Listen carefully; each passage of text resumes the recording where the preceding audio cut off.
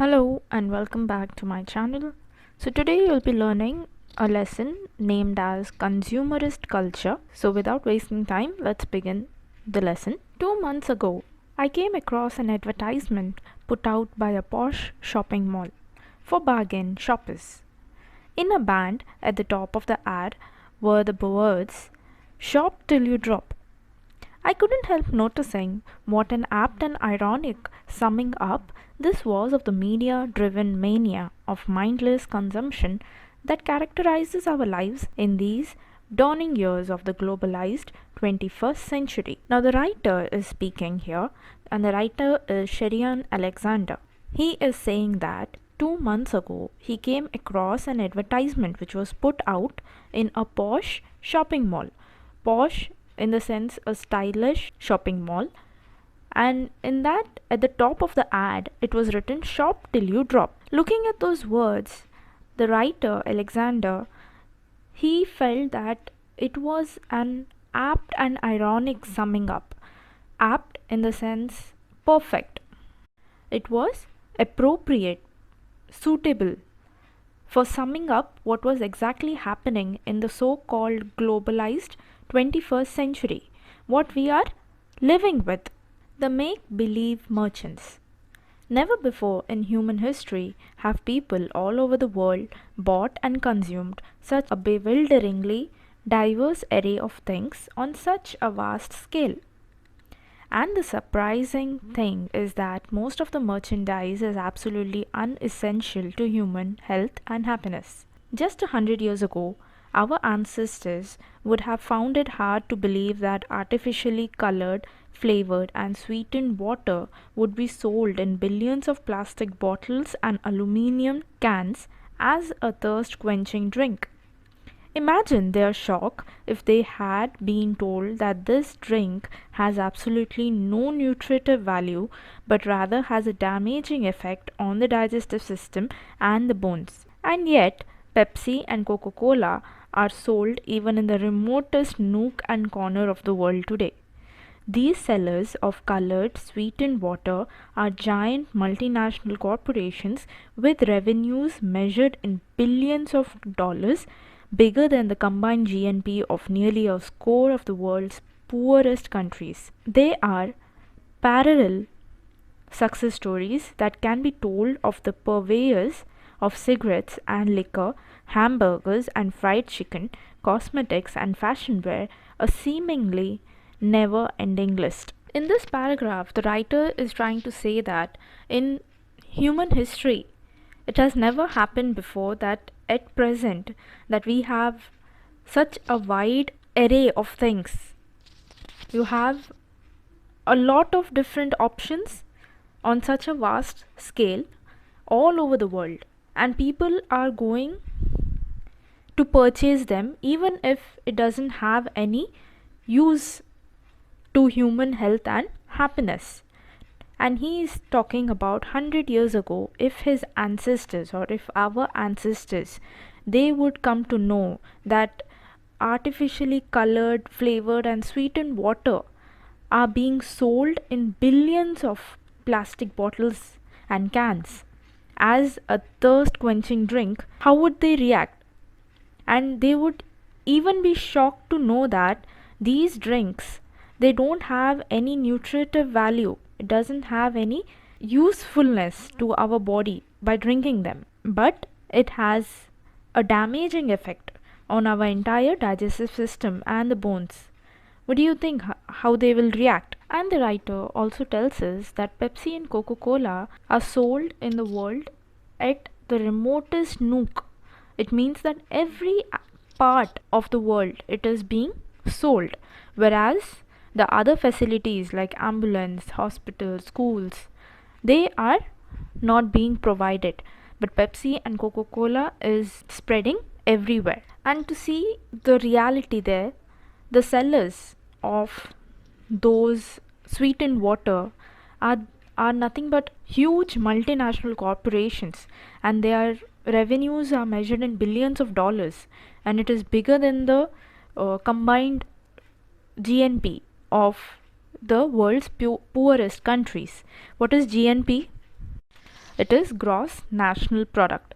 So it is an estimate of the total value of all the final products and services turned out in a given period by the means of production owned by a country's residents.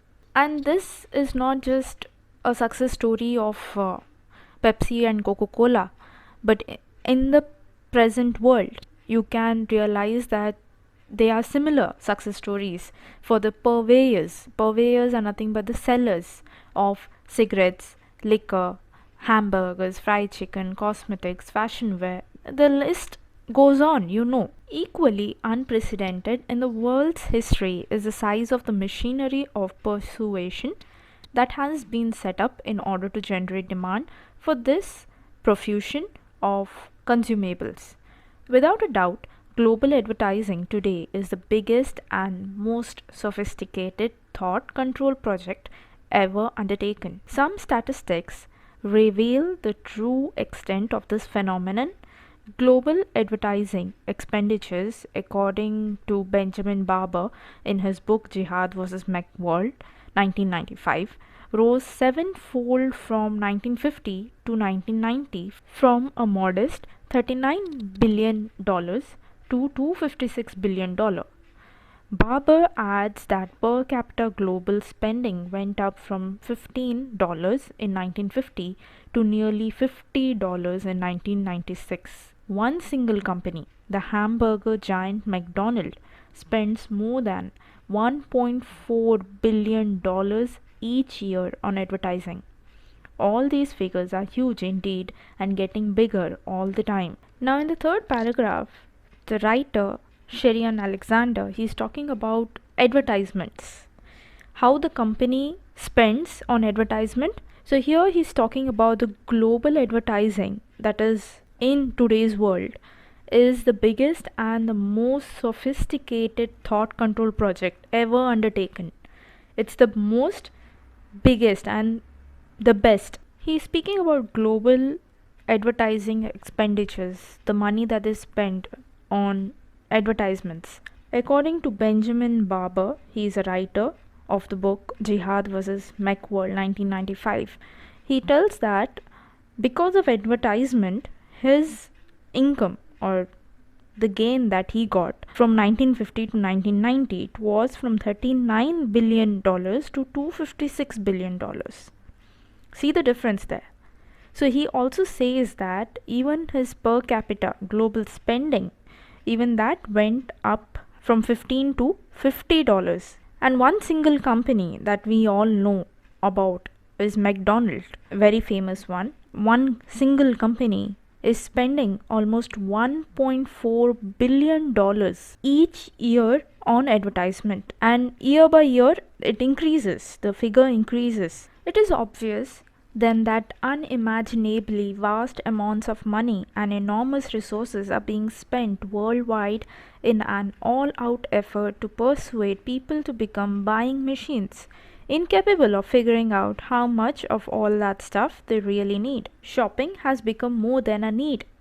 For increasing numbers of people today, it has become the chief form of entertainment, an obsessive compulsion they have little control over, and very often an end in itself.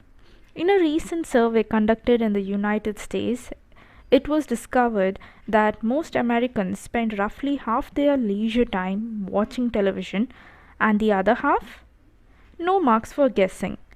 At the shopping malls, of course. The connection between the two activities is self-evident.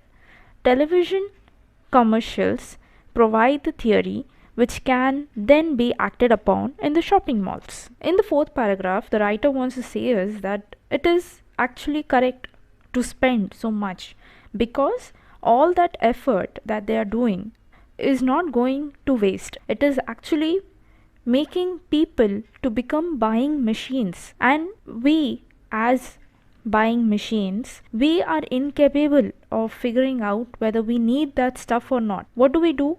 We go to a shopping mall, we see different items, we purchase them, we come home, but we realize half of it actually doesn't have any use to us. It's not essential. So here he wants to say that shopping has become more than a need. It's not like You need something and you go and shop. It's more than that now. For increasing number of people today, it has become a form of entertainment. We are bored, okay, let's go to shopping mall. It has become an obsession. We cannot control it. They had conducted a survey in United States, and in that survey they came to know that half or most of the Americans spend half their time watching television, roughly. And there's no marks for guessing the other half. Obviously they spend their time in shopping malls. And the connection between the two activities, that is television and the shopping malls, is very clear. Why? Because television commercials provide the theory. If a new product is being launched, it comes on television, you watch it, and you go to the shopping mall to purchase it. Until a decade or two ago, we Indians were relatively unaffected by all this.